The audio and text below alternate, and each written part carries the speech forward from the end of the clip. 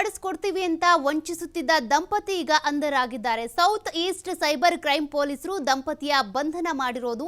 ಬೆಂಗಳೂರು ಮೂಲದ ಸಕ್ಲೇನ್ ಸುಲ್ತಾನ್ ಹಾಗೂ ನಿಖಾತ್ ಸುಲ್ತಾನ್ ಬಂಧನ ಆಗಿದೆ. ಈ ಖತರ್ನಾಕ್ ದಂಪತಿ ಏನ್ ಮಾಡ್ತಾ ಇದ್ರು ಅಂದ್ರೆ ವೀಸಾ ಮಾಡಿಸ್ಕೊಡ್ತೀವಿ ಅಂತೇಳಿ ವಂಚಿಸ್ತಾ ಇದ್ರು. ಹಣವನ್ನ ಮೊದಲು ಪೀಕ್ತಾ ಇದ್ರು, ಅದಾದ ಬಳಿಕ ವೀಸಾನೂ ಇಲ್ಲ, ಪಾಸ್ಪೋರ್ಟು ಇಲ್ಲ, ಹಣ ಮಾತ್ರ ತಿಂತಾ ಇದ್ರು. ಹೀಗಾಗಿ ಈ ರೀತಿ ಹಣ ಕಬಳಿಸ್ತಾ ಇದ್ದಂತ ದಂಪತಿ ಬಂಧನ ಆಗಿದೆ. ಫೇಸ್ಬುಕ್, ಇನ್ಸ್ಟಾಗ್ರಾಮ್ ಮೂಲಕ ಜಾಹೀರಾತು ನೀಡ್ತಾ ಇದ್ರು, ವೀಸಾ ಮಾಡಿಕೊಡ್ತೀವಿ ಅಂತ. ಕುದುರೆ ಓಡಿಸುವ ವ್ಯಕ್ತಿಗಳನ್ನೇ ಟಾರ್ಗೆಟ್ ಮಾಡ್ತಾ ಇದ್ದಂತ ಕಿಲಾಡಿ ಜೋಡಿ ಇದು. ಸುಮಾರು 53 ಜನರಿಗೆ 2 ಕೋಟಿಗೂ ಅಧಿಕ ಹಣವನ್ನ ವಂಚನೆ ಮಾಡಿದ್ರು. ಈಗ ಅಂಧರಾಗಿದ್ದಾರೆ. 2 ಬೈಕ್, 2 ಕಾರು, 66 ಲಕ್ಷ ರೂಪಾಯಿ ನಗದನ್ನ ಸೇರಿದಂತೆ ಅನೇಕ ವಸ್ತುಗಳನ್ನ ಪೊಲೀಸರಿಗಾಗಲೇ ವಶಕ್ಕೆ ಪಡೆದಿದ್ದಾರೆ. ಈ ಕಿಲಾಡಿ ಜೋಡಿ ಕುದುರೆ ಓಡಿಸುವವರನ್ನೇ ಟಾರ್ಗೆಟ್ ಮಾಡ್ತಾ ಇದ್ರು. ಜೊತೆಗೆ ತಮ್ಮ ಫೇಸ್ಬುಕ್ ಹಾಗೂ ಇನ್ಸ್ಟಾಗ್ರಾಮ್ನಲ್ಲಿ ಆ್ಯಡ್ ಕೊಡ್ತಾ ಇದ್ರು, ಜಾಹೀರಾತನ್ನು ಕೊಡ್ತಾ ಇದ್ರು. ನಾವು ವೀಸಾ ಮಾಡಿಕೊಡ್ತೀವಿ, ನಿಮಗೆ ಇಷ್ಟು ಕೊಡಿ ಅಷ್ಟು ಕೊಡಿ ಅಂತ. ಅವರು ವೀಸಾ ಮಾಡಿಸ್ಕೊಡ್ತಾರೆ ಹೇಗಿದ್ರು ಅಂತ ಬಂದು ಹಣ ಕೊಟ್ಟರೆ ಹಣ ತಗೊಂಡು ಪರಾರಿ ಆಗ್ತಾ ಇದ್ರು, ಬಿಟ್ಟರೆ ವೀಸಾ ಗೀಸಾ ಏನಿಲ್ಲ.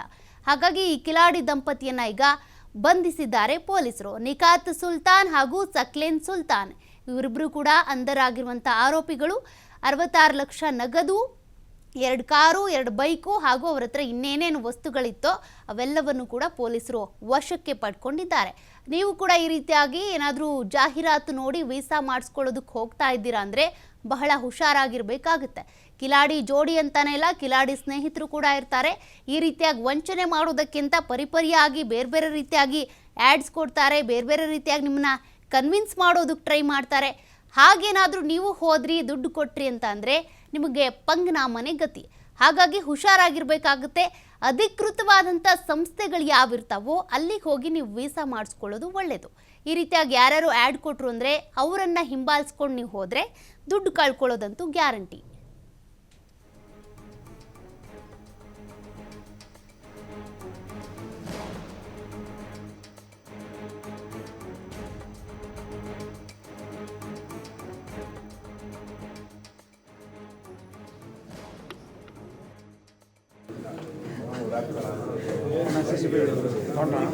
ವೆಹಿಕಲ್ಸ್ ಅನ್ನು ಕೂಡ ವಶಕ್ಕೆ ಪಡೆದಿದ್ದಾರೆ. 2 ಬೈಕ್ಗಳಿದ್ವು, 2 ಕಾರ್ ಇದ್ವು, ಮತ್ತೆ ನೋಡಿ ಚಿನ್ನದ ಓಲೆಗಳು ಕೂಡ ಇದ್ವು. ಅವೆಲ್ಲವನ್ನು ಕೂಡ ವಶಕ್ಕೆ ಪಡೆದಿದ್ದಾರೆ ಪೊಲೀಸರು.